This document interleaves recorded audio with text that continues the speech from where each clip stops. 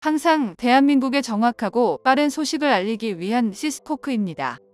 구독과 좋아요는 영상 제작에 큰 힘이 됩니다. 국제적으로 무인기와 군사용 드론을 활용한 전쟁 양상이 점차 두드러지고 있습니다. 우리 대한민국에서도 군사용 드론의 필수적인 비행 제어 시스템을 국산화에 성공하며 논란이 일어나고 있는데요. 방위사업청이 그동안 첨단 무기 개발에 필요한 핵심 기술에 군사용 드론의 필수적인 비행 제어 시스템을 선정하였고 100대 기업을 선정해 매년 개발비를 지원하고 있는 육성 사업을 진행해왔는 결과물이 드디어 공개되었습니다. 그동안 미국과 독일에서 전량 도입했던 대형 드론과 무인기의 필수적인 비행 제어 시스템이 국내 기술로 개발 성공해 많은 비용을 절약할 수 있게 되었고 추후 국산 무인기와 드론의 해외 수출 시 높은 경쟁력을 확보할 수 있게 되었는데요. 오늘은 무인기와 드론의 필수적인 비행 제어 시스템에 대해 알아보겠습니다. 지난 13일 중동의 국가인 이란이 이스라엘에 대규모 공습을 가했는데요. 이번 중동 공습에 이란은 자국에서 1000km 이상 떨어진 이스라엘을 공격하는데 자국제 샤헤드 드론 170대를 사용했습니다. 이 중 대부분은 프로펠러 엔진이 달려 있어 이스라엘에 닿는데 6시간이나 걸리는 구형의 샤헤드 136이었고 일부는 제트 엔진이 탑재돼 3배 이상 빠르게 움직이는 샤헤드 238이었으나 이스라엘 영공에 닿지 못한 채 모두 격추되었는데요. 이란이 다수의 드론을 처음 공습에 사용한 이유는 바로 이스라엘의 방공망을 과부하시킨 뒤 미사일로 이스라엘에 피해를 주려고 했던 것입니다. 이처럼 드론과 무인기는 이제 전쟁에서 가장 중요한 역할을 맡고 있는데요. 우크라이나 전쟁에서 러시아는 높은 항공 기술력을 가지고 있었음에도 저렴한 무인기 개발에 소홀하면 급박해진 전세를 뒤집기 위해서 이란에서 개발된 드론을 대량으로 도입했습니다.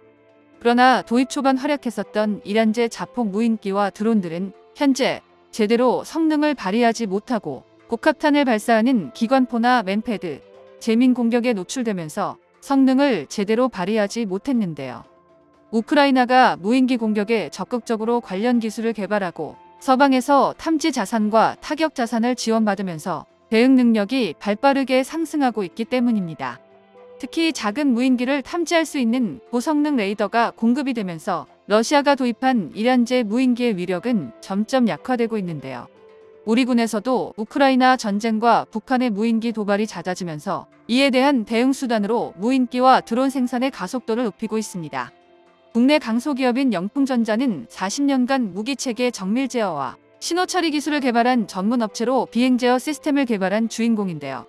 영풍전자는 KT-1 웅비를 시작으로 수리온과 LAH 소형 공격 헬기, FA-50 경전투기, KF-21 전투기 등의 필수적인 항공전자 장비와 비행 제어 시스템을 공급하고 있습니다. 수리온 헬기에 장착되는 헬기용 예비 비행계기 ISI를 국산화시키면서 항공전자 분야에서도 빠르게 성과를 이루고 있습니다.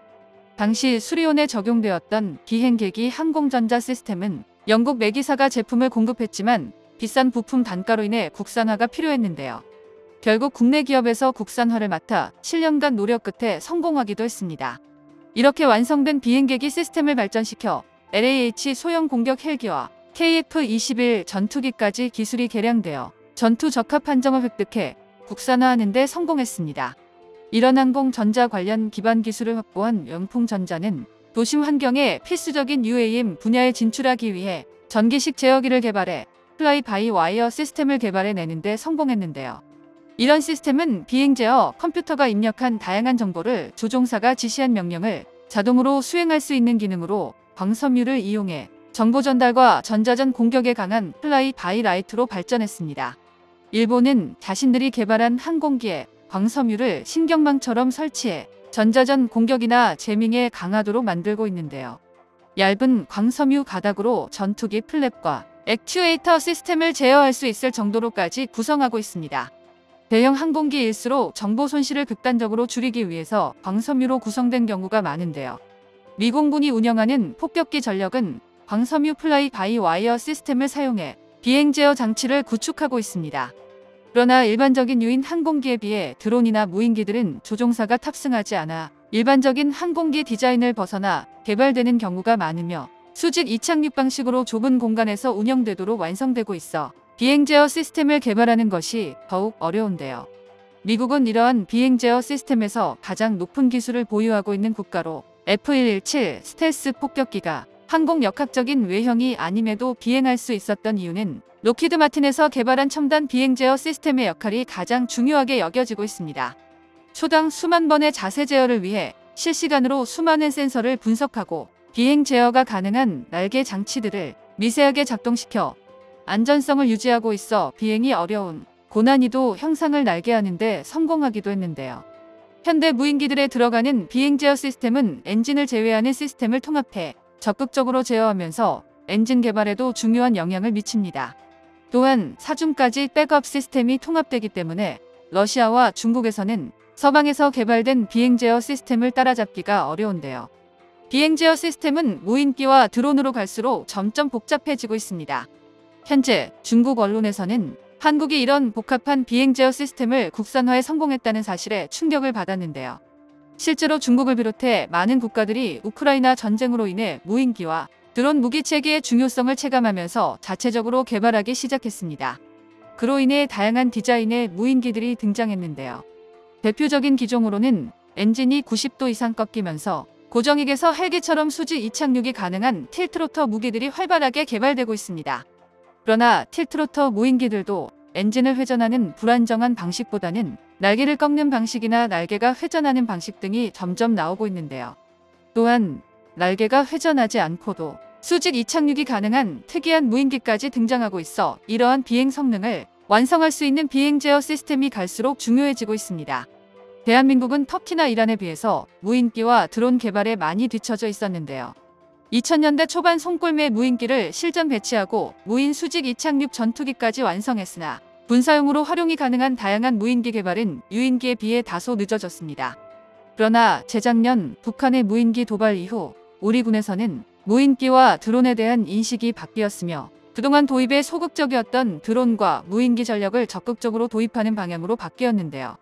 이런 전력 강화 방안에 따라 소형 스텔스 무인 드론과 자폭 드론이 공개되었으며 그동안 전투 적합 판정이 지원되었던 중고도 무인기와 분단급 무인기도 작전 배치가 빨라지고 있습니다.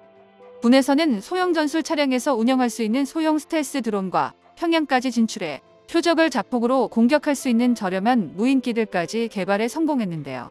물론 이렇게 빠르게 개발에 성공하는 비결에는 높은 항공기 설계 기술과 항공전자 시스템, 비행 제어 시스템 등 관련 핵심 기술들을 확보하고 있었기 때문입니다.